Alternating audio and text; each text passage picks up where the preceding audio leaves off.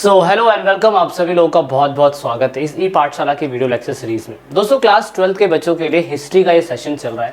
2023 और 24 के हिसाब से ये चैप्टर क्लास 12 की हिस्ट्री का आ रहा है। चैप्टर का नाम है भक्ति Sufi tradition, video lecture series का पहला पार्ट। काफ़ी बड़ा चैप्टर है और बहुत ही डिफिकल्ट चैप्टर है, इसलिए इस वीडियो सीरीज को हम लेक्चर्स में अलग अलग पार्ट में लेके आ रहे हैं। तो याद रखिएगा, ये पहला पार्ट है, धीरे धीरे नए पार्ट आते रहेंगे। वीडियो को बड़ी क्रिस्टल तरीके से मैंने उन सब चीज़ों के ऊपर ही फोकस करने की कोशिश करी है जो आपके पेपर के पॉइंट ऑफ व्यू के लिए ज़रूरी है और काफ़ी आसानी से आप इसको समझ भी सकते हैं। अब देखिए, इस पूरे चैप्टर के अंदर अगर हम थीम 6 की बात करें तो भक्ति सूफी ट्रेडिशन लगभग क्या कहते हैं, जो हमारा इंडियन हिस्ट्री पार्ट 2 है, 25 मार्क्स उसके अंदर कंटेंट आते हैं। इसके अंदर ज़्यादातर बिलीव करा गया है outline of the religious development during this period of the Sant, ideas and the practice of the Bhakti Sant, discuss way of analyzing devotional literature as a resource of history।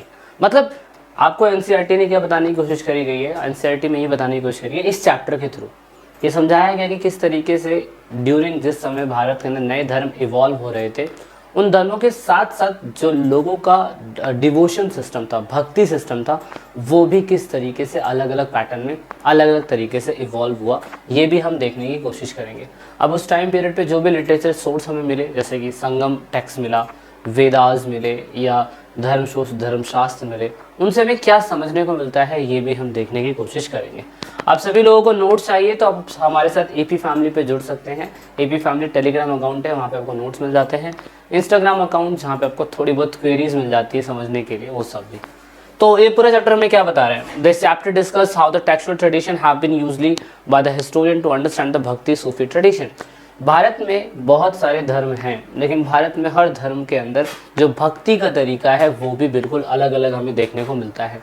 तो ये chapter हमें यही बताता है कि historians ने किस तरीके के इतिहास के हिस्सों को पढ़ा, हिस्ट्री को पढ़ा, हिस्ट्री के टेक्स्ट्स को पढ़ा, और टेक्स्ट्स को पढ़ने के बाद उन्होंने भक्ति सूफी ट्रेडिशन को समझा कि भारत में अगर हिंदू धर्म है तो उनकी भक्ति का सिस्टम अलग अलग है, भारत में अगर मुस्लिम धर्म है तो भारत में सूफी ट्रेडिशन किस वजह से और कैसे इवॉल्व हुआ, ये सब इसमें बताने की कोशिश करी गई है।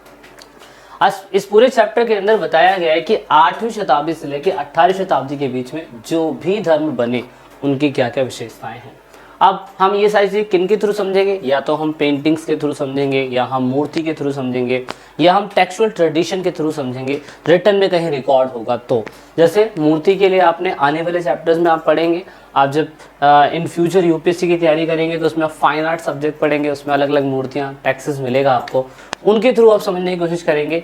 और एज अ 12th क्लास में अगर आप देखो तो 12th क्लास में ये सारी चीज़ें हैं, जिसमें आपको बताया गया कि बहुत सारे large number of God and goddess है, देवी देवता बहुत बड़े लेवल पर हैं, और उनके भी अलग अलग हमें क्या कहते हैं हिस्से देखने को मिलते हैं।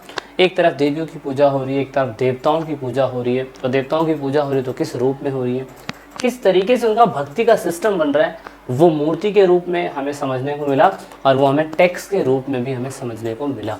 तो इस पूरे चैप्टर में आप विष्णु शिवा और उनकी प्रमुख देवता, उनके आकार निराकार, इनकी सारी चीज़ें देखेंगे। जैसे कि अगर मैं बात करूँ वैष्णविज्म धर्म की, शिव धर्म की, और उसके बाद तांत्रिक ट्रेडिशन की, वैदिक ट्रेडिशन की, पौराणिक ट्रेडिशन की। So each and every thing is discuss in this chapter. But NCERT की लाइनें कुछ उस तरीके से लिखी हुई है कि बंदों को समझ में नहीं आती। मतलब वो पढ़ तो लेते हैं शब्दों को, लेकिन एग्जैक्टली सही मीनिंग को सही तरीके से एनालाइज करना वो थोड़ा सा डिफिकल्ट हो जाता है। सो दैट इज़ वाई आप ई पाठशाला चैनल से पढ़ते हैं, और ई पाठशाला चैनल आपको पूरी तरीके से समझाता है डिटेल में। ओके, तो historian who have try understand these development suggested that there were at least 2 process at the work. उन्होंने कहा कि अगर भक्ति मूवमेंट की शुरुआत कहीं से शुरू हुई होगी तो उसके 2 ही प्रोसेसर हुए होंगे। उन 2 प्रोसेसर में बताया गया था कि पूजा किस तरीके से लोग करते होंगे, क्योंकि भक्ति की अगर कहीं शुरुआत हो रही है तो उसका डायरेक्ट और इनडायरेक्ट रिलेशन कहीं ना कहीं पूजा से ही संबंधित है। और यहाँ पे जो हिस्टोरियंस बताते हैं वो बताते हैं कि 2 तरीके से इसकी शुरुआत हुई होगी, और 2 तरीके से कौन सी। Number 1, composition, complication and the preservation of the पौराणिक टेक्स्ट्स। मतलब सरल संस्कृत जो पौराणिक ग्रंथ थे उनकी रचना करी गई होगी, उनको संरक्षित करा गया होगा और धीरे धीरे करते करते करते करते इन्हें दूसरे लोगों तक पहुंचाने की कोशिश करी गई होगी। हिंदी में क्या लिखा हुआ है, यह सरल संस्कृत पद में पौराणिक ग्रंथों की रचना, संकल्पना और संरक्षण के द्वारा अनुकरणीय था।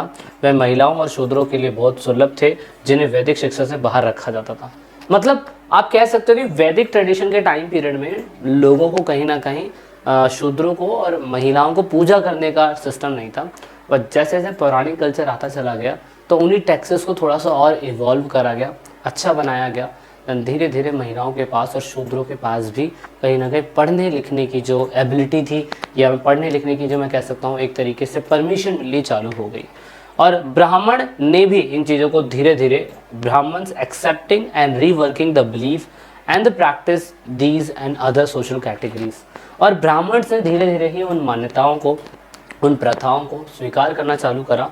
और फिर दूसरी बात, दूसरे सामाजिक श्रेणी के जो लोग थे उन पे ये धाराएं लागू होने लग गई। कहने का सिंपल सा मतलब क्या है, कहने का सिंपल सा मतलब ये है कि भक्ति मूवमेंट की शुरुआत अगर शुरू हुई तो वो पौराणिक ट्रेडिशन के टाइम पीरियड पे शुरू हुई। वैदिक ट्रेडिशन के टाइम पीरियड पे वेदों को बहुत इंपॉर्टेंट माना जाता था और उस समय ब्राह्मण पंडित जो थे महिलाओं को और शूद्रों को पढ़ने की या पूजा करने के, मंदिर में एंट्री करने की परमिशन नहीं देते थे। लेकिन पौराणिक कल्चर आने के बाद धीरे धीरे करके इन चीज़ों में बदलाव आना चालू हो गया। अब ये है क्या, सबसे पहले अगर आप वैदिक ट्रेडिशन की बात करें तो उस समय वर्ण सिस्टम हुआ करता था।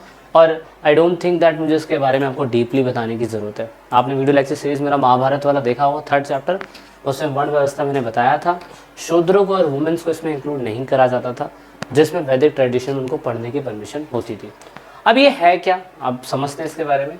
एनसीईआरटी में रॉबर्ट रेडफील्ड एक बहुत महान व्यक्ति हैं, उनके बारे में एमसीक्यू के अंदर क्वेश्चन भी आया था। उन्होंने एक चीज़ ढूंढी थी, इसे महान और लघु ट्रेडिशन कहा जाता है।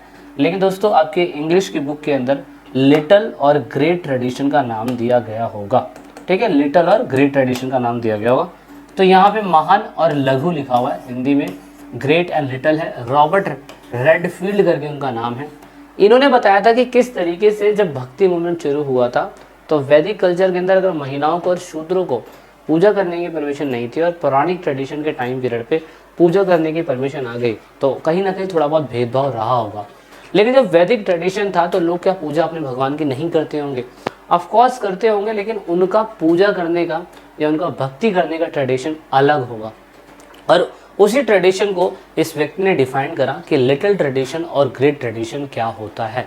तो रॉबर्ट रेडफील्ड ने क्या कहा?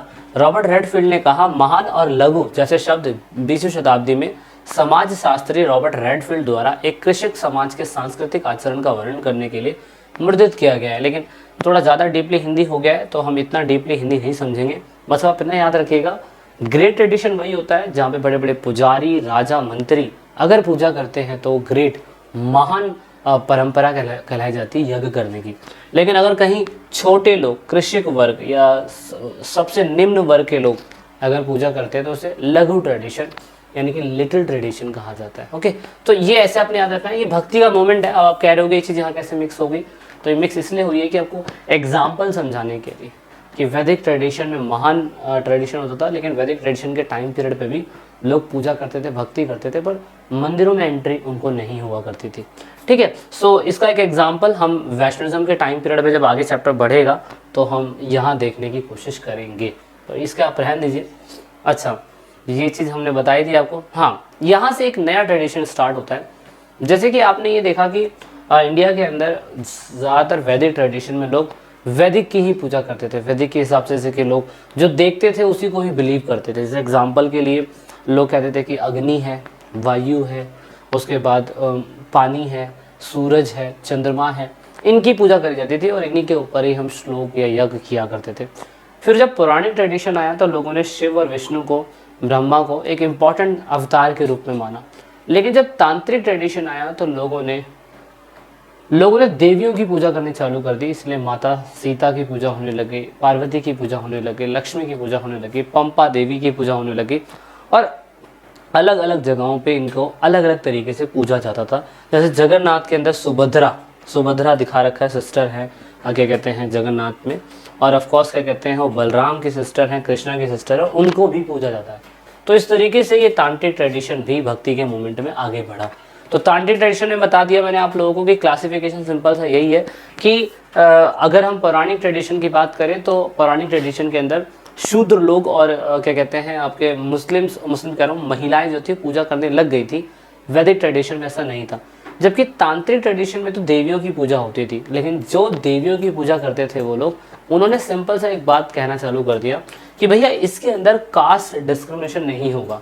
मतलब किसी भी कैटेगरी का व्यक्ति अगर तांत्रिक ट्रेडिशन में आना चाहता है तो वो तांत्रिक ट्रेडिशन में आ सकता है, उसको कोई कुछ नहीं कहेगा। चाहे वो किसी भी कास्ट का हो, वो मेल हो फीमेल हो, वो तांत्रिक ट्रेडिशन में देवी की पूजा कर सकता है। तो तांत्रिक ट्रेडिशन थोड़ा सा अलग था। अब इंडिया के अंदर वैदिक पौराणिक तांत्रिक ट्रेडिशन तो चल ही रहा था, लेकिन साथ साथ में महावीर और उसके बाद बुद्धा जैसे भगवान को भी लोग मान रहे थे और उसमें से तांत्रिक ट्रेडिशन भी आ चुका था। तो याद रखिएगा पेपर के अंदर तांत्रिक ट्रेडिशन का एक क्वेश्चन बनता है कि क्या तांत्रिक ट्रेडिशन वेदों को मानते थे? तो तांत्रिक ट्रेडिशन वेदों को नहीं मानते थे। क्यों? क्योंकि मैंने अगेन कहा वैदिक ट्रेडिशन के टाइम पीरियड पे शूद्रों को और वुमेन्स को कहीं ना कहीं क्या कहते हैं पूजा करने की परमिशन नहीं थी, और ज़्यादातर उसमें शूद्र और वुमेन्स ही थी। लेकिन यहाँ पे अगर वैदिक ट्रेडिशन की बात करी जाए तो वैदिक ट्रेडिशन के टाइम पीरियड के अंदर तो परमिशन नहीं थी, लेकिन तांत्रिक ट्रेडिशन के टाइम पीरियड पे परमिशन पूरी तरीके से आ गई। और जब परमिशन आ गई तो फिर आप नोटिस करोगे कि ये वेदों को मानेंगे ही नहीं। ये वेदों को क्यों नहीं मानेंगे? क्योंकि यही वो लोग थे जो वैदिक ट्रेडिशन के टाइम पीरियड में पूजा नहीं कर पा रहे थे। तो तांत्रिक ट्रेडिशन में कहा गया कि हम वेदों को नहीं मानते हैं क्योंकि वेद में शूद्र पूजा नहीं कर रहे थे वैदिक ट्रेडिशन में। जबकि तांत्रिक ट्रेडिशन के अंदर शूद्रों ने पूजा करनी चालू करी और उसमें सभी लोग पूजा कर सकते थे, कोई दिक्कत वाली बात नहीं थी। पेपर के अंदर एक क्वेश्चन जरूर आएगा, आपसे पेपर में पूछा जाएगा तांत्रिक ट्रेडिशन वैदिक ट्रेडिशन में क्या कॉन्फ्लिक्ट है, क्या डिफरेंट है। वैदिक ट्रेडिशन के अंदर महिलाएं और शूद्र पूजा कर सकते हैं, सॉरी तांत्रिक ट्रेडिशन में। वैदिक ट्रेडिशन के अंदर ज़्यादातर अपर क्लास के लोग, जिससे हमने ग्रेट ट्रेडिशन कहा है, वो पूजा करते हैं। शूद्रों को परमिशन नहीं होती, महिलाओं को परमिशन नहीं होती। या तो ये आपसे डिफरेंस पूछ लिया जाएगा और नहीं तो आप लोगों से वैदिक और पौराणिक ट्रेडिशन के बीच में डिफरेंस पूछ लिया जाएगा। वैदिक ट्रेडिशन मैंने कहा अग्नि इंद्र सोम इनकी पूजा करी जाती है, जबकि पौराणिक के अंदर विष्णु और शिव सबसे महान देवता माने जाते हैं। And this is the most important part of this chapter. यहाँ पे मैंने अगेन कहा कि ये पेपर के अंदर बहुत ईजी तरीके से पूछा जाता है, लेकिन कॉन्सेप्ट क्लियर ना होने की वजह से बच्चा हमेशा कंफ्यूज रहता है। तो जैसा मैंने लिखा है आप इसे वैसा ही लिख लीजिएगा। और पौराणिक में पूजा होती है, वहाँ पे यज्ञ होते हैं, या चैंटिंग होती है, वहाँ यज्ञ होते हैं। यहाँ पे वही भेदभाव, यहाँ कोई भेदभाव नहीं। तो ऐसा कोई सिस्टम है, ठीक है, इतना आपने याद रखना है। अर्ली ट्रेडिशन ऑफ द भक्ति, शुरुआती समय में अगर सारी भक्ति की बात करें, चाहे वैदिक की बात करें, चाहे तांत्रिक की बात करें, चाहे पौराणिक की बात करें, इन सबको दो कैटेगरी में बांटा जाता है। एक है सहगुणा भक्ति। सहगुणा भक्ति के अंदर लोग पूजा तो करते हैं, लेकिन ज़्यादातर पूजा मूर्ति के रूप में होती है। जैसे तांत्रिक है, अगर देवी की पूजा करें तो भी मूर्ति के रूप में कर रहे हैं, और वैदिक ट्रेडिशन के अंदर अगर मूर्ति के रूप में पूजा करी जा रही है तो भी क्या कहते हैं आपको, ऐसी भक्ति को आप सहगुणा भक्ति बोलते हैं। सहगुण भक्ति जहाँ पर मूर्ति होती है। दूसरी भक्ति होती है आपकी निर्गुण भक्ति, जहाँ पे लोग पूजा तो करते हैं लेकिन मूर्ति की पूजा नहीं करते हैं, तो उसे निर्गुण भक्ति कहते हैं। तो मैं आपको एक क्वेश्चन देके जा रहा हूँ यहाँ पे, आपने मुझे बताना है कि जो कबीर थे, कबीर साहब हमारे कबीर, वो बताइए कि वो निर्गुण भक्ति को फॉलो करते थे या सहगुण भक्ति को फॉलो करते थे। ये चीज़ आप लोगों के लिए ज़रूरी है। ये वीडियो लेक्चर सीरीज का पहला पार्ट था। आई होप दैट आपको बेसिक समझ में आएगा इस चैप्टर का क्या था। मिलते हैं नेक्स्ट पार्ट में जल्दी। This is it in this video. Thanks for watching the video till the end. जय हिंद, जय भारत, वंदे मातरम, भारत माता की जय।